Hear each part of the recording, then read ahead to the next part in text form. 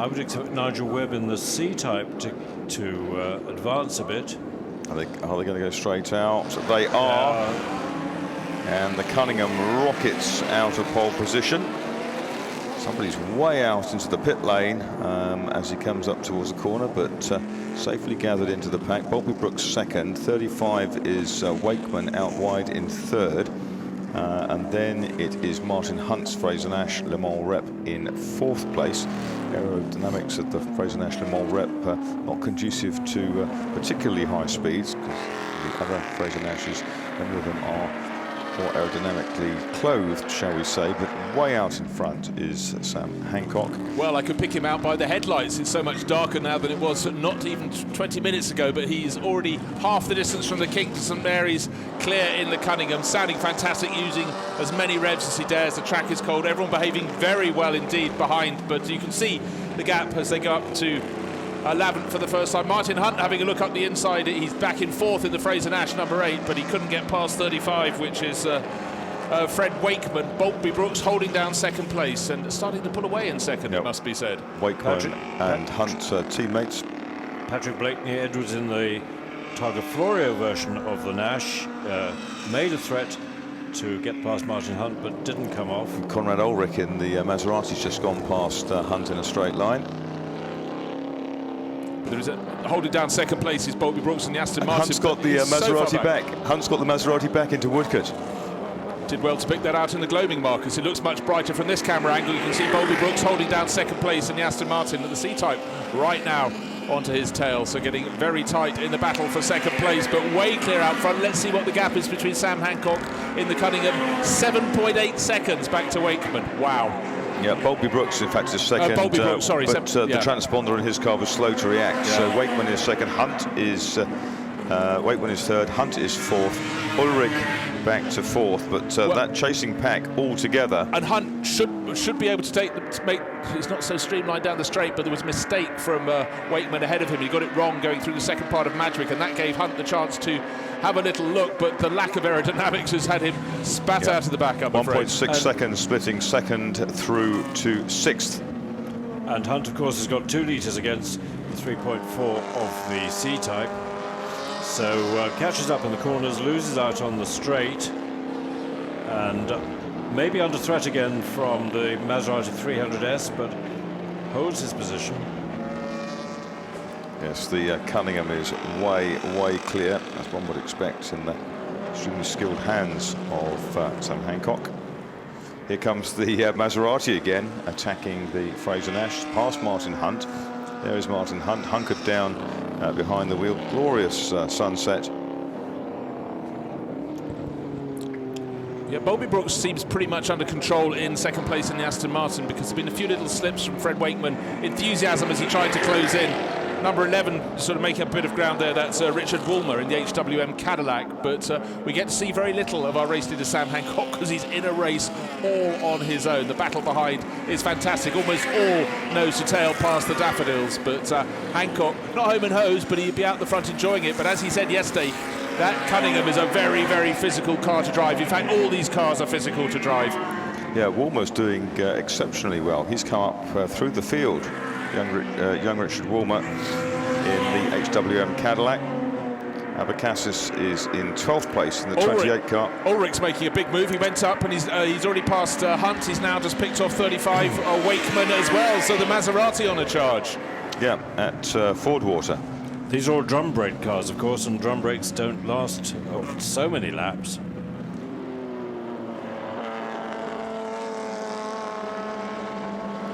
Yeah, going past me at St Mary's into the dip. There is the Cunningham out on its own as he approaches the kink on the Lavant straight. That is an example of how far clear he was. 12.9 seconds on the start-finish line. By the time he goes onto Lavant straight, I think Sam Hancock will be 15 seconds clear in the mighty Cunningham. And he's still setting fastest sector times, a 1:33.117, his fastest lap. I think Martin Hunt is slowing. He's been gobbled up by the HWM Jag. Yes, the HWM Cadillac. Yes, the car that spent a lot of its life in New Zealand. Leader through, and that is Hancock. He looks in his mirrors, but I think he knows full well there's no one behind him that he's going to be able to see as he accelerates up towards Madgwick one more time. Second place still held by Steve Boltby-Brooks in the Aston Martin DB3S. Really nice sideways slide from Woolmer there. Well, we said he's trying. He clearly is. Great hold there. The Maserati still in third place. Will he pick off Boltby-Brooks before the clock runs down into the final 5 minutes of this abridged race? Woolmer's fifth in number 11 now. He's come flying up through the field.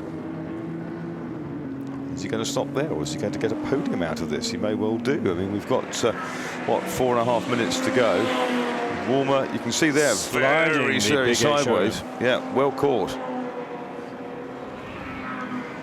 Young lad, enthusiastic, and he jinxed past Wakeman again between Fordwater and the kink.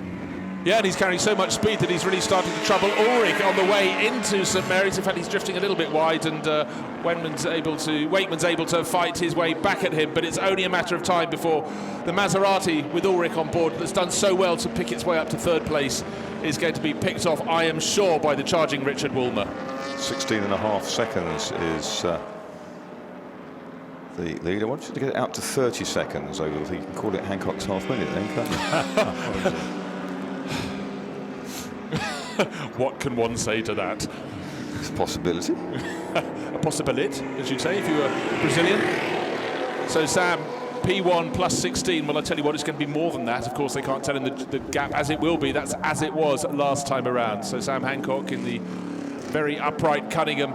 Still in second place, the Aston Martin of Steve Boltby-Brooks. Ulrich is in behind, and rather straighter onto the start-finish straight this time, less sideways. It's Richard Woolmer up to third place. Yeah.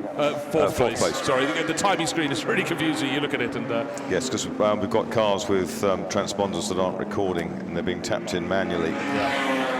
Now, Conrad Ulrich had a little look at Boltby-Brooks' Aston Martin up into Madgwick. Didn't make it work, lost a little bit of ground, and that's given encouragement to the HWM Cadillac in the background. Richard Woolmer in the number 11, really making a fist this race. He's looking around the outside as they run down the hill towards the kink. Do you know, I think he's made it. I think he's done it. He has. It's hard to pick them out by the headlights. In fact, his headlight's a little brighter. So that was a fabulous line, beautifully drifted by Richard Woolmer through the kink, and he's up ahead of Conrad Ulrich now.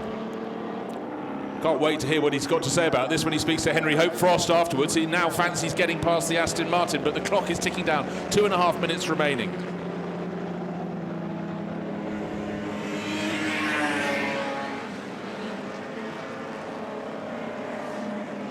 Well, Hancock 18 seconds ahead after 4 laps. You can rein it in now a little bit. And here's Richard Woolmer, where that Cadillac really has some grunt. He dives down the inside of Boltby-Brooks, has a look. Can he squeeze through? No, he can't. But we know he's happy to put it sideways, so there's still a chance in the latter part of the corner. He wants to use the grunt of that Cadillac V8 in the straight line. He's not going to go past Boltby-Brooks into the chicane, but he may well be able to thunder past him in a straight line on route to Madgwick. Well, he's looking for the inside line into the corner. He's made his intention absolutely clear. Is Boltby-Brooks going to come across on his nose? Absolutely in his rights to do so. That's his racing line. But who can get the power down better through Madgwick? Who can preserve the momentum? Every ounce a little bit sideways again from Woolmer, but he's not afraid of sideways. No. It's after Fordwater where that car carries so much speed, and young Richard Woolmer is happy to exploit it. Here he goes around down the outside again. Will it work 2 laps running? I don't think Boltby-Brooks would have really seen it before, but certainly carrying more momentum. The brighter headlights. Well, he's very wide. He's going to be on the grass. He's on the grass. He's off the grass. How did he catch that? I do not know. Well, I thought he was going to even if he caught that, I think he was going to clatter into Boltby-Brooks, but somehow that was a massive save. I thought he was going to clatter into something, but it's a question of which way it was going to jump. But that was amazing. Even more reason to speak to him after the race, I feel.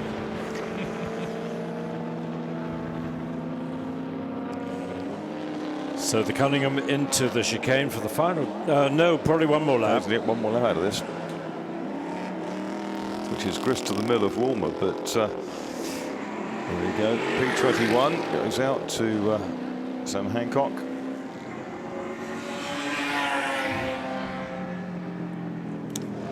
So on to the last lap. There's Richard Woolmer in 11. He's still behind the Aston Martin. He's using all the track and just a little bit more. He's just got to temper his enthusiasm just a little bit and make sure he finishes this next 2.4 miles, because he's certainly got prodigious speed, and he rings it out of this unique HWM Cadillac that came back to Goodwood at the end of last year. But he's, Marcus, importantly, he's a couple of car lengths further back than he was last time, when he was able to carry the speed he got out of Madgwick down around the outside out of Fordwater. This time I think he's going to have to pick a different point. Perhaps the entrance to Woodcote. I don't know. So Bowlby Brooks holding down second place in the Aston Martin. He knows that Richard Woolmer isn't scared to try the outside line. Woolmer again, far greater velocity as they arrive at St Mary's, running a little bit wide, out to the grass, and he had to come off the power again. I think those tyres have taken a beating, Bruce. Yes, he's pummeled them into submission. There's an Alfa Romeo ahead of them. That's Chris Mann's Excellenzi Disco Volante. There's our leader with the sort of Martini-esque stripes on his crash helmet. It's young Sam Hancock. Only the chicane to go, and he dispenses that very easily indeed. He's through, and he's won this Peter Collins trophy race in Ben Shuckborough's Cunningham. He's delighted with that, what's happening out on the track, because wait for the next group to come up. The Aston is still there ahead of the HWM, which seems to be increasingly gripless. Woolmer goes past one of the Frazer Nash Le Mans reps into the chicane, and then hammers on the loud pedal. But Steve Bowlby Brooks has driven an exemplary race to come home second. Barely got the Aston out of line. Woolmer in the HWM Cadillac was rarely pointing forwards. Very entertaining drive from him. Conrad Ulrich was fourth in the Maserati. Fred Wakeman in the C-Type Jaguar was fifth. And Nigel Webb, another C-Type, was sixth, ahead of Martin Hunt. And 74, Andrew Hall. Pat Blakely Edwards was in ninth place, and 10th, Mark Midgley in his Aston Martin.